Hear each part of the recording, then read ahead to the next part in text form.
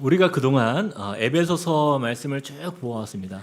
에베소서 1장부터 지난주까지 해서 3장까지 말씀을 딱 봤어요. 이 에베소서 말씀의 구조는 6장으로 총 되어 있는데 그 말씀에 우리가 절반을 본 거예요. 절반.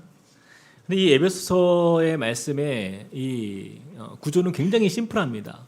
1장에서 3장까지의 말씀의 구조와 또 4장부터 6장까지의 말씀의 구조로 이렇게 나와 있어요. 근데 1에서 3장까지의 말씀의 주요 핵심은 무엇이냐? 바로 복음 이야기입니다. 복음 이야기. 기독교 교리에 대한 말씀이에요. 하나님이 우리에게 예수 그리스도를 통하여서 보이신 그 복음의 역사에 대한 이야기. 그래서 그동안은요, 교회에 나타난 이 복음의 역사, 또 예수 그리스도 안에 있으면 우리가 어떤 일이 우리 안에 일어나는가에 대해서 좀 더 초점을 두고 말씀을 나누었어요. 자, 이제 4장부터 6장까지의 말씀은 좀 다른 말씀으로 이제 이어집니다. 바로 그리스도인의 삶에 대한 이야기가 이제 시작되는 거예요.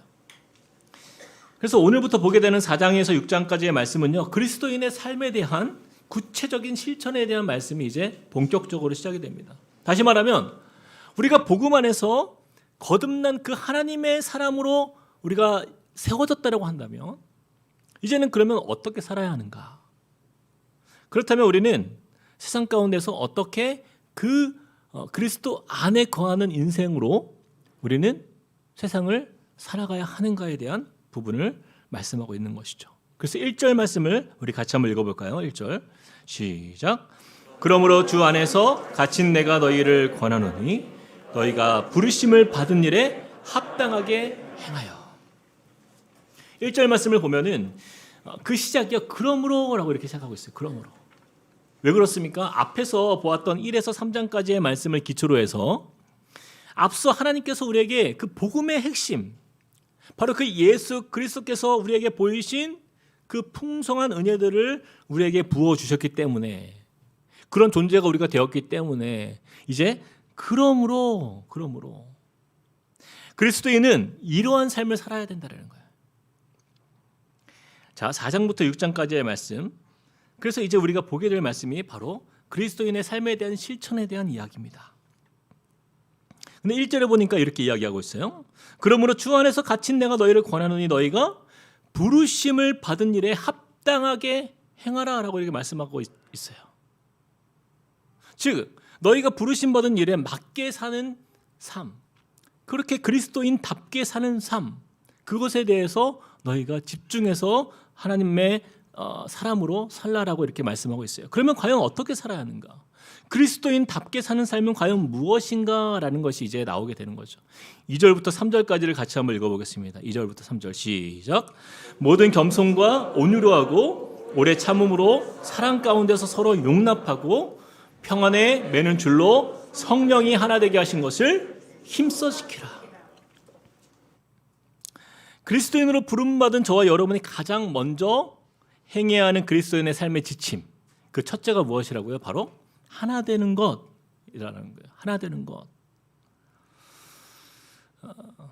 제가 이제 이번 한 주가 말씀을 준비하면서 책을 읽는데 존 맥스웰 목사님이 쓰신 모든 팀이 원하는 팀 플레이어라는 책이 있어요. 그 책에 보니까 2차 세계대전과 관련된 한 가지 흥미로운 이야기를 다룹니다.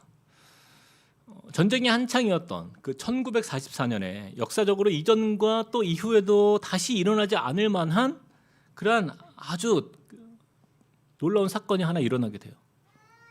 그것은요, 영어로 The Great Escape, 대탈주, 역사상 이례가 없는 대탈주 사건이 일어났던 거예요.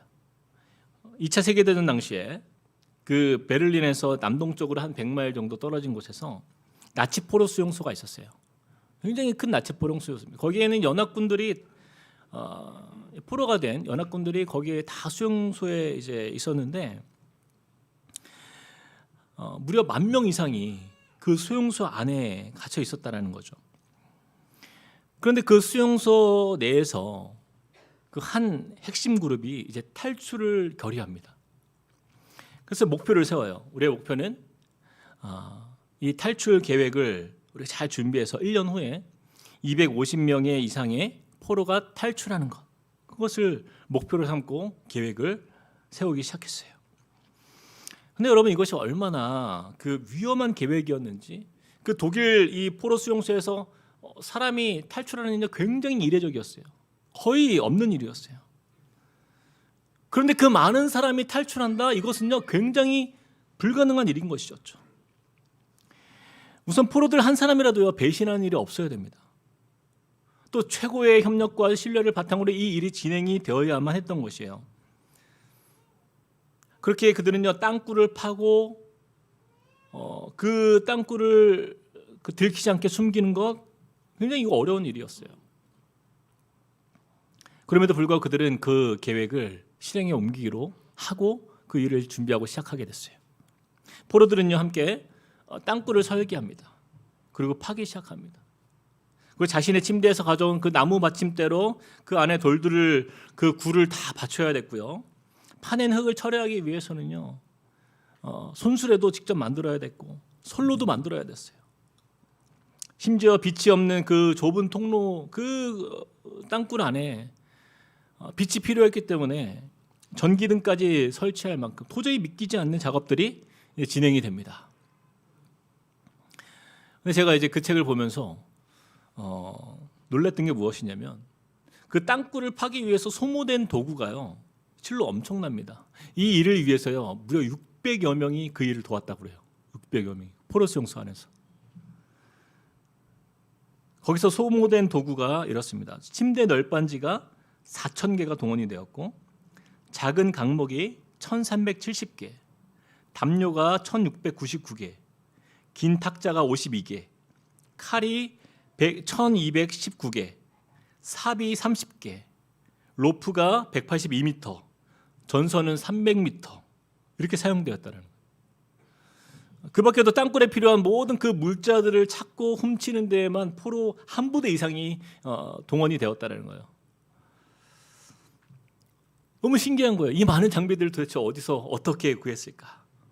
이 많은 일들이 진행되는 동안에 들키지 않고 어떻게 보안을 유지하면서 서로가 이렇게 서로 믿고 한 가지 목표를 향하여서 함께 나아갈 수 있었을까? 그리고 이것은 가히 대단한 시도였던 것이죠. 이 일을 진행함에 있어서 가장 어려웠던 일이 무엇이냐, 나중에 들어보니까 보안을 유지하는 일이었대요. 보안. 왜냐면요 이 엄청난 이 대탈주의 계획은요 그 1년간의 그 긴 작업의 시간이 소요가 되었기 때문에 그 사이에 이제 독일군의 엄격한 감시를 피하고 그 일을 진행하는 것이 너무나 어려웠던 일이다라는 것이었죠.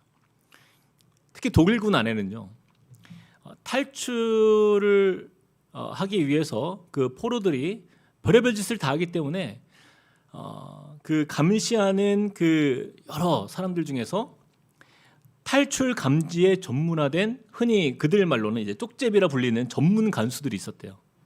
그들은요 그것만 찾아내는 거예요.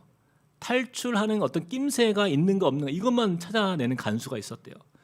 그들까지 고용해서 감시를 철저하게 했기 때문에 이 수용소에서의 이 탈출은요 쉽지 않았다는 거죠. 그래서 이 포로들이 서로 더 정교한 작전이 필요했고, 눈에 띄지 않는 여러 신호들을 서로 개발해서 서로 주고받고 하면서 서로를 지켜준 거예요. 또 위험한 순간이 올 때마다 서로 경보를 보내서 한 마음으로 이 일을 진행했다는 거죠. 그리고 드디어 D-Day가 온 거예요. 1944년 3월 24일 그 저녁에, 그 하룻밤 사이에 1년이 넘는 그 작업 끝에 드디어 땅굴이 완성이 되었고, 그날 대탈출 그 작전이 이제 진행이 됩니다. 그들이 목표했던 바는 250명이었는데, 근데 안타깝게도 그들이 계산했던 그 시간이 오차가 있었기 때문에 결국에는 86명이 탈출에 성공합니다. 그래도 이것도 대단한 거예요. 이런 엄청난 탈주의 그 성공의 역사가 일어났다는 거죠. 그런데 이 대탈주 사건이 이렇게 가능할 수 있었던 요인들이 여러 가지가 있었는데, 전문가들이 한 가지 뽑는 특징이 있었다라는 거예요. 그것이 무엇이었냐? 바로 하나됨이었다는 거예요. 하나됨. 당시 포로들의 직업이 다양했는데 어떤 포로들은 뭐 재단사도 있었고 또 대장장이도 있었고 또 소매치기도 있었고 뭐 집회 위조범도 있었다라는 거예요. 근데 그들은 그 1년간 이 땅굴 작전이 진행되는 동안 자신들의 모든 재능을 다 동원해서 오직 한 가지 목적, 이 대탈주를 위한 목표, 그것을 위해서 한 마음이 되었다라는 거예요. 어떤 이는 땅굴을 파는 일로, 어떤 이는 자재를 모으는 일로, 어떤 이는 간수의 그 시선을 끄는 일로, 또 어떤 이는 그 독일군의 주의를 산만하게 하는 일로, 또 어떤 이는 심지어 독일군의 경계를 늦추게 하는 일까지 정말 다양한 방면에서 자신들의 재능과 전문성을 총동원해서 원팀이 되었다라는 거예요. 그래서 이 대탈주 사건이 1963년에 영화로도 제작이 됩니다. 후에. 이 영화를 감독한 그 존 스터지스 감독이요, 이런 말을 남겼어요. 제가 한번 읽어드릴게요. 이것은 600명이 넘는 인원이 매일 밤낮으로 철저한 헌신과 경계를 1년이 넘게 매 시간 매분 기울여야만 했던 일이었다. 인간의 능력이 이처럼 오랫동안 지속되거나 그같이 강한 결단과 용기를 보여준 적은 이제껏 없었다. 사실 그렇잖아요, 여러분. 600명이 함께 그 일에 동원됐다라고 한다면 600명이 다 같이 혜택을 봐야죠. 그렇지 않습니까? 근데 몇 사람이라도 그 대탈주에 어떻게 해서든지 살려내기 위해서 그들은 온 힘을 거기에 기울였고 그렇게 86명이 탈출을 성공하게 된 거예요. 저는 이 글을 읽으면서요, 참 마음에 큰 감동이 있었어요. 왜냐하면요, 어쩌면 그 포로 수용소에서 그들의 한 가지 그 목표, 그것을 위해서 그들이 한 마음으로 일을 준비하고 또 계획하고 또 진행했던 그 모습들이 어쩌면 정말 우리의 이야기 같은 거예요.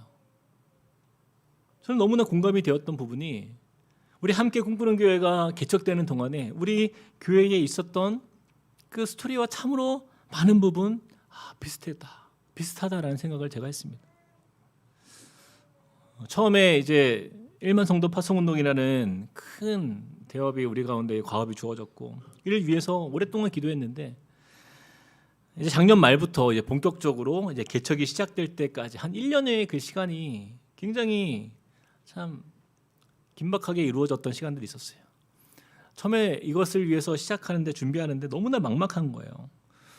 도대체 어디에 교회를 세워야 할지, 또 어떤 성도님들이 모이게 될지, 또 과연 이것이 가능할까, 무언가 명확하게 보장된 것이 없는 그러한 상황 속에서 우리 순장님들과 또 우리 성도님들이 함께 이 일을 이렇게 진행하게 되었는데, 우리의 목표는 딱 하나였어요. 기흥 지역에 정말 건강한 교회가 세워지는 것. 이 일을 위해서 어떤 성도님들은요, 예배 처소를 알아보기 위해서 정말 밤낮 없이 뛰어주시는 분이 계셨고, 또 어떤 성도님은 자신의 전공을 살려서 인테리어도 이렇게 감독해 주시고, 어떤 성도님은 재정적 어려움이 생기지 않도록 살림을 맡아주시고, 또 어떤 성도님은 또 물건을 어떻게 하면 싸게 구매할 수 있을까, 그래서 그 일들을 담당해 주시고, 또 어떤 성도님은 교회의 시스템과 또 교육부 세팅을 위해서 보이지 않는 곳에서 열심히 뛰어주시고, 여러분 심지어 어떤 분은요, 공사기간 동안 민원의 문제까지 맡아서 해결해 주신 분도 있었어요. 이루 말할 수 없는 다양한 분야에서 제가 생각하지 못한 여러 작은 영역까지 서로 자기 일로 여기고 참여하고 섬기면서 함께 그렇게 마음을 하나로 모아주신 우리 성도님들 덕분에 우리의 한 가지 목표, 이 기흥 땅이 건강한 교회가 세워지기를 바라며 기도했던 그 꿈이 이렇게 시작될 수 있었던 것입니다. 저는 그렇게 준비했던 그 1년의 시간을요, 절대로 잊을 수가 없어요. 저는 이렇게 자신을 희생하면서 같은 마음으로, 같은 생각으로, 같은 기대감을 가지고 헌신된 이런 성도님들을 제가 제 평생에 본 적이 없습니다. 사실 생각해 보면 이것은 그냥 기적이라고밖에 말할 수가 없어요. 우리 순장님들 또 성도님들 제가 이렇게 가까이서 보면요, 사실은 너무나 서로가 얼마나 다른지 몰라요. 신앙의 배경도 다르고 또 자라온 환경도 다르고 직업도 다르고 또 성격도 다르고 기질도 다르고 그런 성도님들이 얼마나 서로가 다른데요. 근데 딱 한 가지 목표, 건강한 교회를 세우기 원하는 그 목표를 가지고 이렇게 함께 나아가는 거예요. 저는 이것이 바로 하나됨의 역사라고 믿습니다. 하나님이 세우신 교회의 능력이라고 저는 믿습니다. 여러분, 이 하나됨이 얼마나 중요한지 오늘 본문 말씀을 보면 3절에서 6절 사이에 무려 8번에 걸쳐서 그 하나됨에 대한 말씀이 우리에게 보여집니다. 본문에 보면요, 하나 되게 하신 것, 또 몸이 하나요, 성령도 한 분이시니 한 소망, 주도 한 분, 또 믿음도 하나, 세례도 하나, 하나님도 한 분이시라. 자, 그런데요, 이 하나됨의 중요한 비밀을 알려주는 핵심 구절이 하나 있는데 방금 읽었던 2절과 3절을 읽어보면요, 하나됨의 원리를 우리에게 주님께서 보여주십니다. 자, 같이 2절과 3절을 한번 읽어볼까요? 시작. 모든 겸손과 온유로 하고 오래 참음으로 사랑 가운데서 서로 용납하고 평안에 매는 줄로 성령이 하나 되게 하신 것을 힘써 지키라. 누가 우리를 하나 되게 하셨다라고 말씀하고 있어요?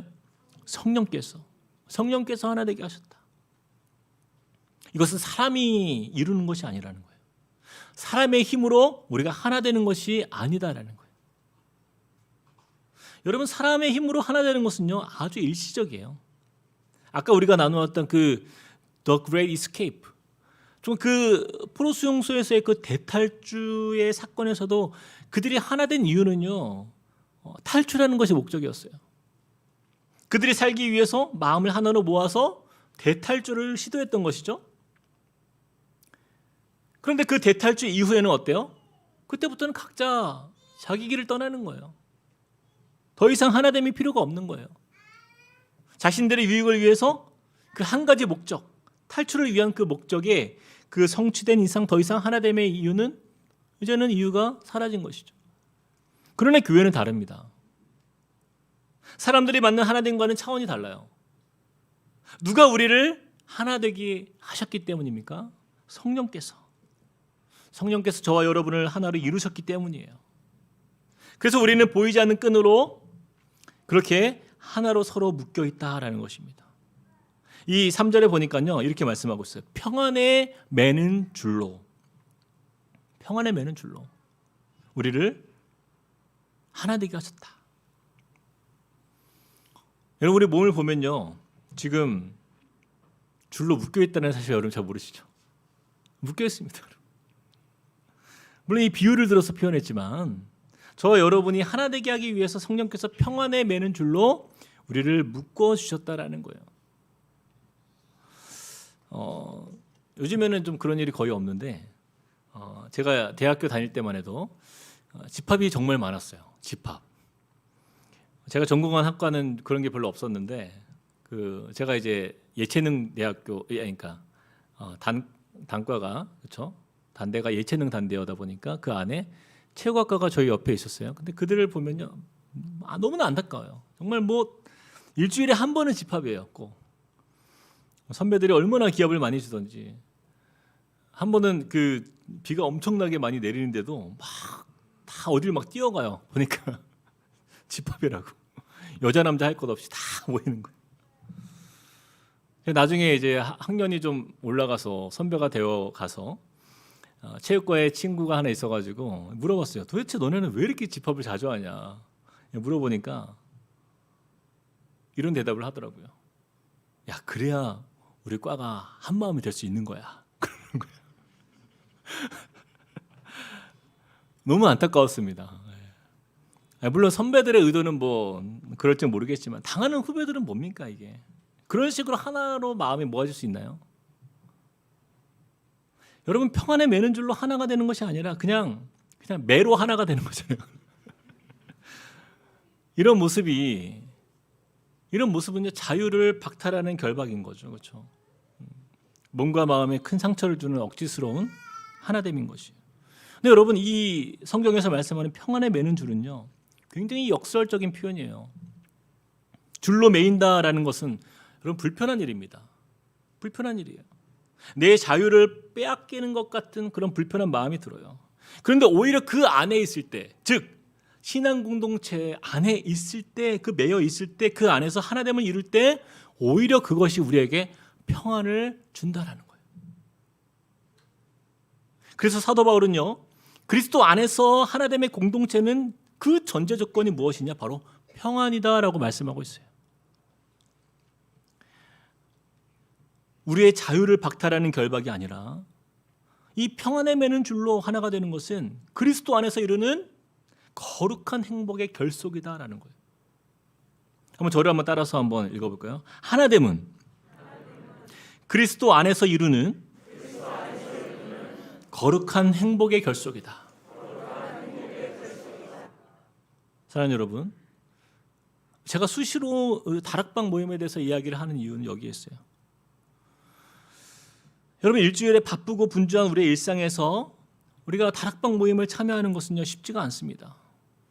우리 청년들 예배 후에 GBS로 함께 모여서 소그룹 모임을 하는 것 너무나 중요한 일이에요. 근데 여러분, 경험해 본 사람은 알아요. 그 시간에 함께 그 모임에 나가서 시간을 정하고 거기에 내 자신을 매어 놓으면요, 그 안에서 하나님의 말씀을 나누고 삶을 나누고 기도 제목을 나누면서 우리에게 하나님이 주시는 평안을 경험할 수 있는 거예요. 이것이 평안에 매는 줄로 하나가 되는 자리인 것입니다. 내 삶에 주어진 여러 걱정과 고민과 염려들이 그 모임을 통하여서 정리가 되고, 크고 작은 문제들을 하나님께 우리가 맡김으로 우리 삶을 인도하시는 그 하나님을 우리는 만나기 때문이에요. 그래서 저는요, 우리 함께 꿈꾸는 교회에 속한 모든 성도님들 다 다락방에 참여했으면 좋겠어요. 우리 청년들은 꼭 예배 후에 GBS 모임에 꼭 참여했으면 좋겠어요. 오늘 우리 청년들 오늘 예배 후에 에버랜드 간다고 하는데, 원하시는 분들은 꼭 참여하시길 바랍니다. 어른들도 가도 되나요? 네, 안 된답니다.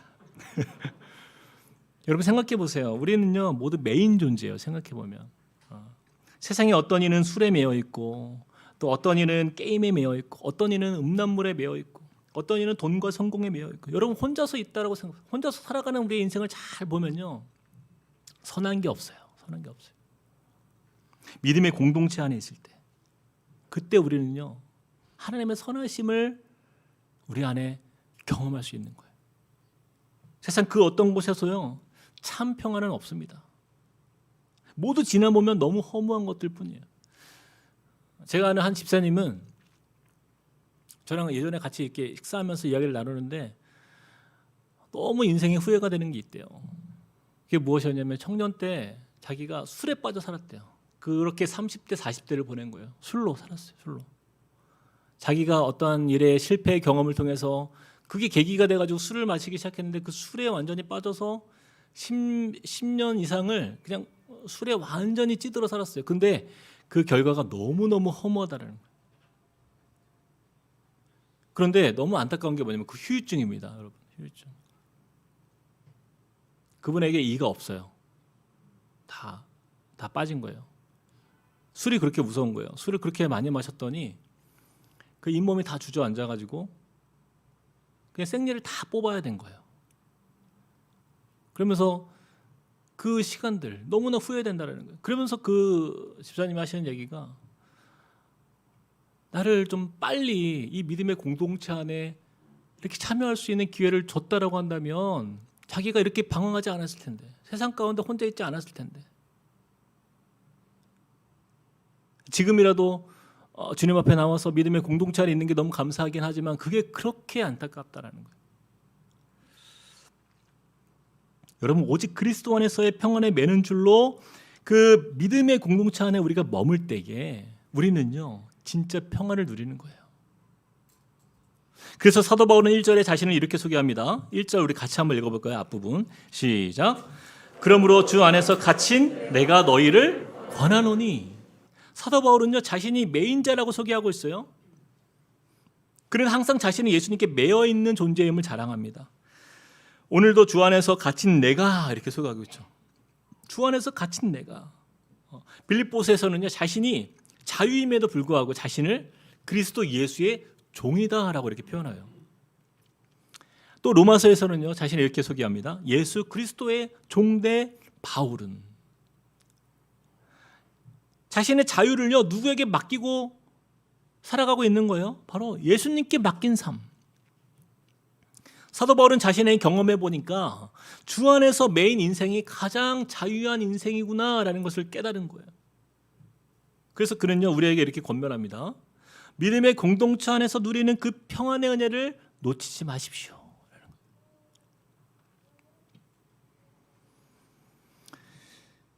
그래서 여러분, 우리는요, 절대로 혼자 있으면 안 돼요. 그러면 절대로 평안을 누릴 수가 없는 거예요. 믿음의 공동체 안에서 우리의 삶의 모든 문제, 건강의 문제 또는 자녀의 문제, 생활의 염려들 다 주님께 가지고 여러분 모임에 나오시길 바랍니다. 두세 사람이 모인 곳에서 나도 그들 중에 있느니라 주님 말씀하셨어요. 그리고 그 공동체 안에서, 그 모임 안에서 함께 우리가 주님께 맡기면서 기도하는 그 자리를 통하여서, 우리의 기도를 통하여서 예수께서 이르시되 따라 내 믿음이 너를 구원하였으니 평안히 가라. 내 병에서 놓여 건강할지어다. 우리는 그런 주님의 음성을 들을 거예요. 이 평안에 매는 줄로 그렇게 묶여있는 이 하나됨을 이루는 그 공동체의 그 은혜의 기쁨을 누리시는 저와 여러분이 되길 주님의 이름으로 축복드립니다. 자, 이어서 3절 말씀 한 번 더 읽겠습니다. 3절 시작. 평안에 매는 줄로 성령이 하나 되게 하신 것을 힘써 지키라. 여러분 3절 말씀을 보면 성령께서 우리 교회를 공동체를 하나로 세우셨다고 말씀하고 있는데, 그렇다면 우리는 무엇을 하라고 말씀하고 있는 거예요? 그것을 지키라라는 거예요. 지키라. 성령께서 우리를 하나로 세우셨지만 그 하나됨을 유지하고 지키는 것은 누구의 몫이에요? 바로 우리의 몫인 거예요. 저와 여러분의 몫이다라는 거예요. 여러분, 지킨다라는 것은요, 원어로 보니까 눈을 떼지 않는다, 돌본다, 이런 의미가 있어요. 눈을 떼지 않는다. 이것을 빼앗기지 않기 위해서 한시라도 눈을 떼어서는 안 된다는 의미가 그 안에 있는 거예요. 왜 그렇습니까? 누가 그것을 빼앗아 가려고 한다는 것이죠. 그게 누구일까요? 바로 사단인 거예요. 사단. 사단의 그 이름을 히라보로 보면은 디아블로스라고 이렇게 표현하고 있는데, 디아라는 단어는 사이라는 뜻이고요. 말로우는 던진다라는 뜻이 원어적인 의미가 있어요. 사이를 이간질하고 분열한다라는 의미가 바로 사단의 의미입니다. 그 이름처럼 사이를 나누고 관계를 파괴하고 성도의 사이를 가르는 분열의 영이 바로 사단이에요. 그래서 사단은요, 틈만 나면 성도와 성도의 사이를 가르는 그 기회를 엿보고 있어요. 목회자와 성도의 사이를 가르고요. 그렇게 결국에 최종의 목표는 뭐냐면 교회가 분열되어서 성도들이 흩어지게 만들어서 하나님과의 관계가 깨어지고, 그렇게 세상 가운데에서 하나님 없이 살아가는 인생으로 남게 하는 게 사단의 목적이에요.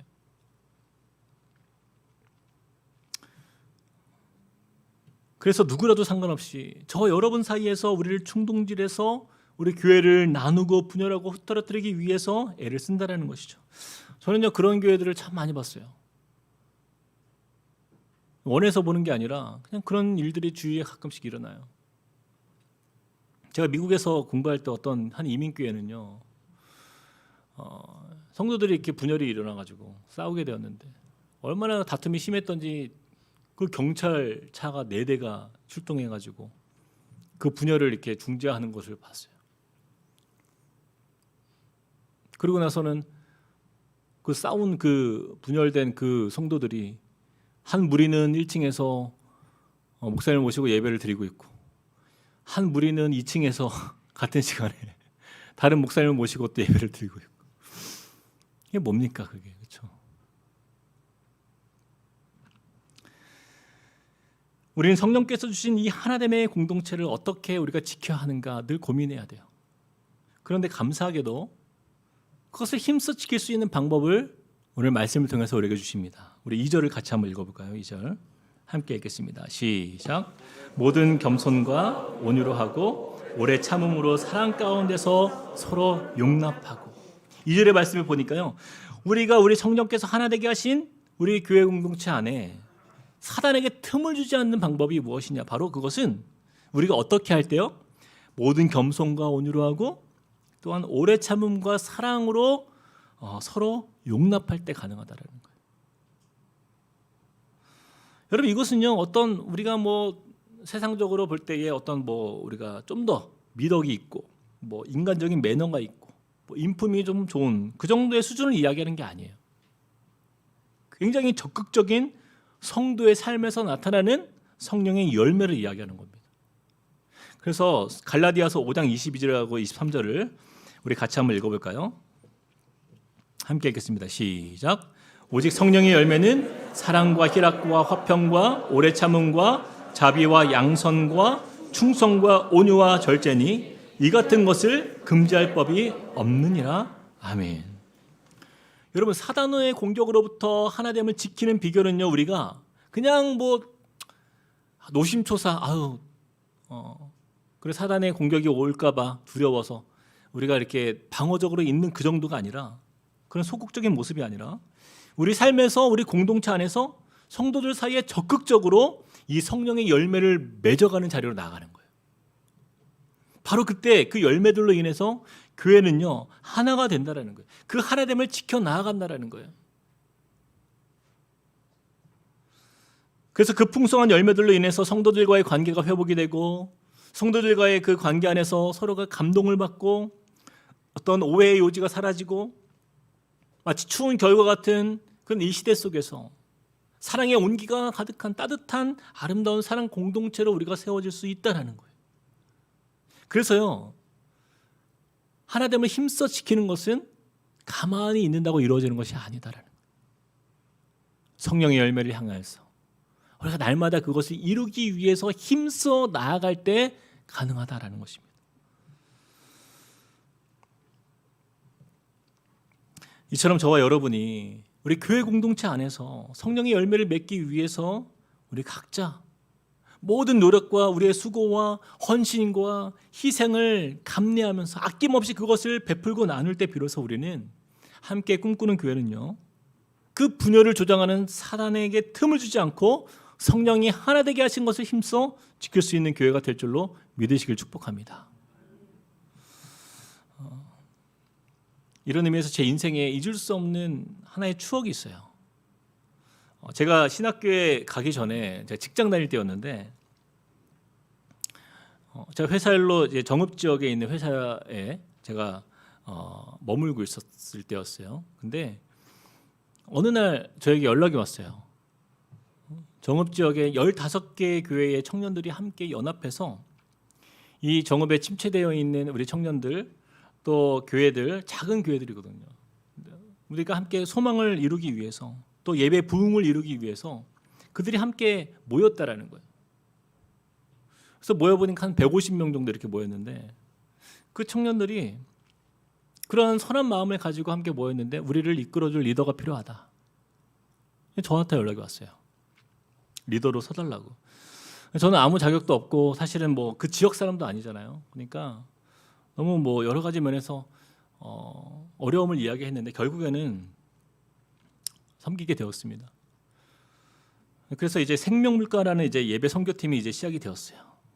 그래서 한 150명의 한 청년들이 함께 모여서 정읍 지역의 교회 안에 예배 부흥을 위해서 섬기는 가운데 함께하게 됐습니다.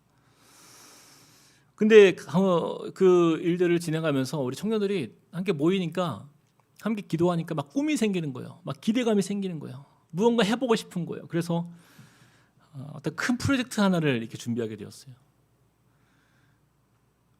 정읍 그 천변이 있는데 그 천변에 큰 무대를 설치해서 그 우리 정읍에 있는 각 교회들을 초청하고 또 우리 청년들을 초청해서 우리 큰 집회를 한번 해보자.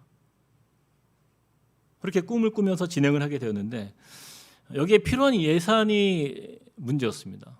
우리는 돈이 아무것도 없고 뭐 누가 후원해 주는 것도 없고 근데 한 1,000만 원 가까이 돈이 필요한 거예요. 뭐 그런 돈이 어떻게 뭐 갑자기 생겨납니까? 불가능한 일이었어요. 근데 그때부터 우리 청년들이 놀라운 일들을 벌이기 시작하는데 사실 그들은요 자기 학비 낼 돈도 없는 굉장히 가난하고 어려운 청년들인데도 불구하고 그 일을 위해서 아르바이트를 시작하고, 또 어떤 청년들은 자신의 생활비를 아껴가지고 그것을 헌금하고, 또 어떤 또 청년들은요 자신의 아끼는 그 물건들을 팔아서 그것으로 또 헌금을 하고, 또 청년들이 모여서 함께 바자회도 열고, 그렇게 해가지고요 결국에는 1,000만 원 이상의 그 헌금을 만들어냈어요. 그렇게 몇 달간의 준비 끝에 이 감격적인 집회가 열렸는데 무려 그 지역에 2,000명의 성도들이 모인 거예요. 그래서 함께 교회를 위해서 눈물로 기도하고, 또 이 시대에 무너져가는 청년들을 위해서 함께 정말 마음 쏟아서 기도하며 예배드리며, 그렇게 영적 예배의 부흥의 기회가 되었던 특별한 그런 경험을 제가 했습니다. 저는 그 열매들을 잊을 수가 없어요. 그때 그 일을 함께 섬겼던 그 멤버들 중에서는 지금 이제 목회자가 되어서 목회를 하고 있는 친구들도 있고, 또 그 안에 선교사가 나오고, 또 그 안에서 평신도 전문 사역자들이 나오고, 제가 몇 년간 그 리더의 자리에서 그 사역을 섬기면서요 정말 저는요 그 청년들의 하나됨의 기적을 보았어요. 사실 교회마다 이렇게 작고 연약해서 그들이 할 수 있는 게 별로 없었어요. 사실은 뭐 10명, 뭐 어떤 교회는 뭐 8명, 어떤 교회는 청년들이 한 15명, 이렇게 작은 소규모의 이 교회들이 15개가 모여서 함께 하나됨을 이루었을 때 어쩌면 별것 없는 것 같은 그런 청년들을 통해서 하나님은요 그 도시의 교회들의 영적 부흥을 주도하는 그러한 연약한 교회들을 섬기는 귀한 도구로 사용되었다라는 것입니다. 사랑하는 성도 여러분, 하나됨은요 이렇게 중요한 거예요. 사단을 꼼짝 못하게 만드는 능력이에요. 여러분, 사단의 전공은 사회를 가르는 거 아닙니까? 분열하는 거예요. 성령이 하나 되게 하신 것을 힘써 지키는 우리가 된다라고 한다면요, 우리는 사단을 꼼짝 못하게 할 수 있는 거예요. 우리의 가정도 마찬가지입니다. 우리 가정을 파괴하는 그 사단이, 그 이간질이 얼마나 강력한지 몰라요. 우리 부부 사이에도 마찬가지죠. 언제나 마음을 상하게 해서 서로 관계를 틈을 항상 벌리게 하고, 그런 사단의 작업들이 얼마나 집요한지 몰라요. 우리 부모와 자녀 세대도 마찬가지죠. 그렇죠? 그런 사단이 도저히 일할 수 없게 두숨들게 만드는 것은요, 그것은 하나됨을 위하여 성령의 열매를 이루어가는 건 줄 믿습니다. 우리 예수님께서 그렇게 사셨듯이 모든 겸손과 온유로 하고 오래 참음으로 사랑 가운데서 서로를 용납하는 것, 바로 이러한 삶을 우리가 힘써 나아갈 때에 우리는요, 성부, 성자, 성령 하나님의 그 온전한 하나 되심을 우리의 삶에서 경험하는 거예요.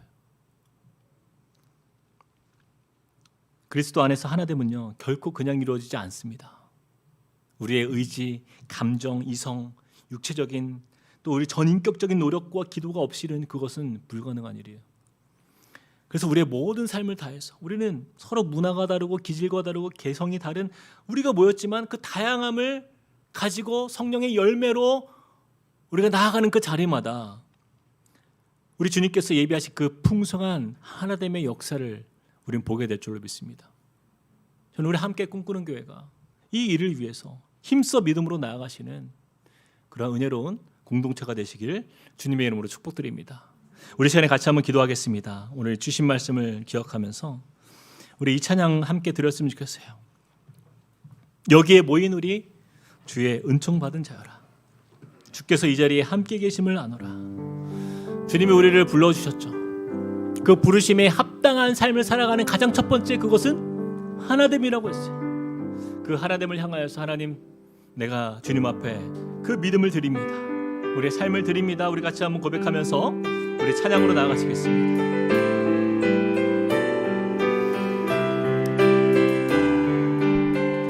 여기에 모인 우리, 여기에 모인 우리 주의 은총 받은 자여라. 주께서 이 자리에 함께 계심을 아노라. 함께 계심을 언제나 아노라. 주님만을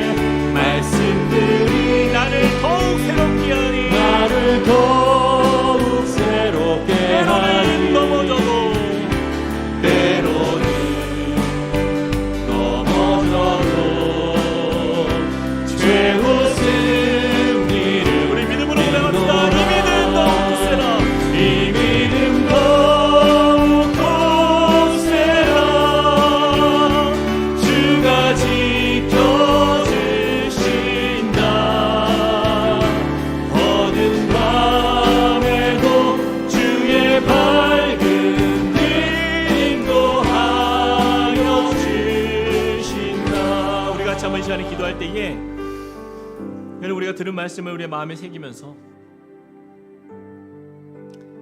성령께서 우리를 하나 되게 하셨습니다. 평안에 매는 줄로 우리를 묶어주셨고 그것은 믿음의 공동체 안에 있을 때 가능한 것이에요. 우리를 하나됨의 역사를 통하여서 주님의 나라를 이루게 하셨는데 먼저 우리의 마음에 결단이 있었으면 좋겠습니다. 하나님, 사단의 영이 우리를 틈타고 우리의 상황과 우리의 삶에 언제나 우리의 마음을 비집고 들어와 비난과 분열과 또한 비방으로 조장하게 하는 그런 사단의 역사들을 우리가 강력하게 하나님 대적할 수 있도록 주님 힘을 허락하여 주시옵소서. 성령의 열매를 맺어가는 것, 그것이 바로 힘써 지키는 것이라 말씀하였습니다. 하나님, 내 삶에 성령의 열매가 풍성하게 일어나게 하여 주십시오. 정말 주님께서 우리의 삶을 통하여서 이루시는 자리마다 주님 사랑과 희락의 열매, 화평의 열매, 오래 참음과 자비와 양선의 열매, 충성과 온유와 절제의 열매가 내 삶에 나타나서 하나님 온 교회가 그 열매로 풍성한 교회, 하나님을 더욱더 적극적으로 섬기며 우리가 정말 베풀고 나누는 그 자리 속에서 그 하나님의 역사를 우리가 맛볼 수 있도록 은혜 베풀어 달라고, 하나님 우리 함께 꿈꾸는 교회가 온전히 하나님을 경험하는 교회가 되게 해달라고 우리 같이 한번 기도하며 주 앞에 나아가시겠습니다.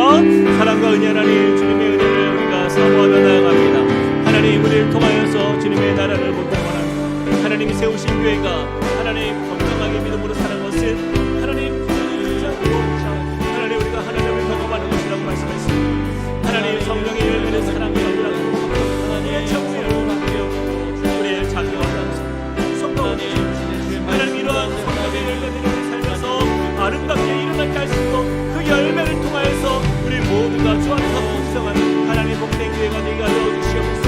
하나님 주님의 나라를 바라보며 꿈꾸며 나아가는 주의 자녀들이 하나님 더욱더 힘써 나아가는 자리가 되게 하여 주시고, 우리 함께 꿈꾸는 교회가 그러한 하나님의 역사를 이루어가는 교회, 하나님의 말씀 앞에서 반응하는 교회, 하나님의 뜻을 온전히 이루어가는 교회가 되도록 주여 축복하여 주시옵소서.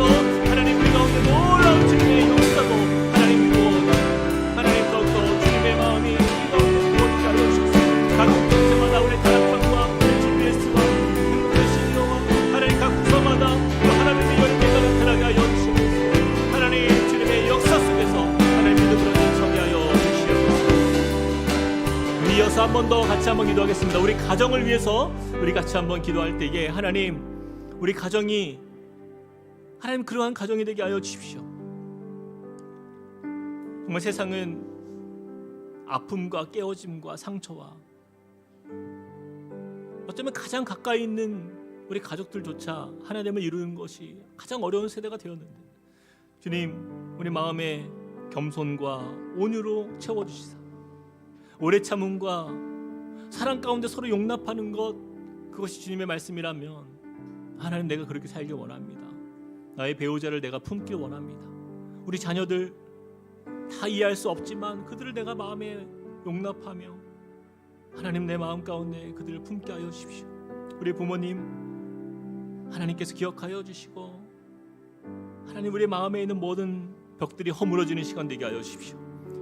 온전한 연합이, 온전한 하나됨이 하나님 우리 가정에서 일어날 수 있도록 하나님 힘주시고 능력 더하사 나를 통하여 그 은혜의 시작이 일어나게 해달라고 우리 같이 한번 기도하며 주 앞에 나아가시겠습니다.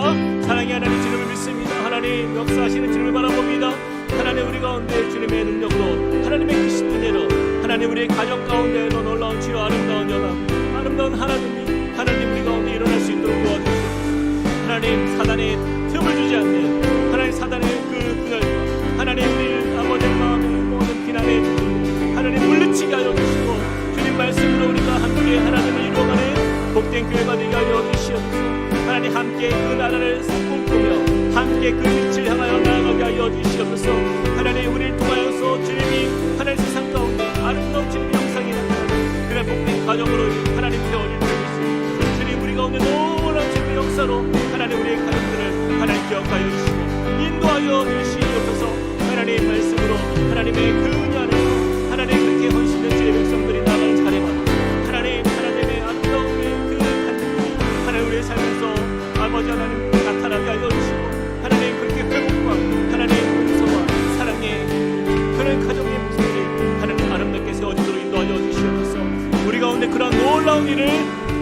주실 우리 주님을 믿사오며 예수 그리스도의 이름으로 간절히 기도합니다. 아멘. 우리 다 함께 그 자리에 일어나서 우리 마지막으로 함께 찬양하시겠습니다. 교회여 일어나라 주께서 부르시니 교회여 일어나라 주께서 부름받은 주님의 백성들이 나아가는 자리 두려움과 실패 내려놓고 교회여 일어나라 한 번 더 교회여 일어나라 교회여 일어나라 주께서 보내시니 우리를 부르신 삶의 자리에서 교회여 우리가 교회입니다. 우린 세상의 길 하나님의 편지 주의 교회를 통해 세상이 주를 보리라. 일어나라 아버지 사랑으로 아버지 능력으로 서로 하나 되어 그 빛을 비추라. 노래하라 아버지의 사랑을 아버지의 크심을 이 삶의 노래로 주님을 나타내라. 교회여 일어나라 교회여 일어나라 주께서 우리를 부르셨습니다. 우리 삶의 모든 자리에서 두려움과 실패 내려놓고 교회여 일어나라 우리에게 주신 그 꿈을 향하여 나아갑시다. 교회여 일어나라 주께서 보내시니 우리를 부르신 삶의 자리에서 교회여 일어나라. 우린 세상의 빛 어둠을 밝히는 하나님의 편지 주를 나타내는 주의 교회를 통해 세상이 주를 보리라. 일어나라 아버지 사랑으로 아버지 능력으로 서로 하나 되어 그 빛을 비추라. 노래하라 아버지의 사랑을 아버지의 뜻임을 이 삶의 노래로 주님을 나타내라. 아버지 사랑으로 일어나라 아버지 사랑으로 아버지의 능력으로 우리를 하나님의 하신 주님의 사랑을 의지하여서 서로 하나 되어 그 빛을 비추라. 노래하라 아버지의 사랑을 아버지의 크심을 이 삶의 노래로 주님을 나타내라. 함께 일어나라.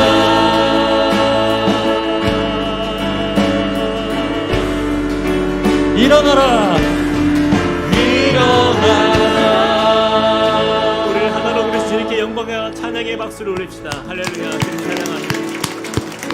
우리가 그런 믿음의 교회가 될 수 있도록 인도하신 주님을 찬양합니다. 기도하겠습니다. 사랑과 은혜 하나님 감사합니다. 주님 주신 말씀을 우리의 마음에 또 우리의 삶에 하나님 각인되어지길 원합니다.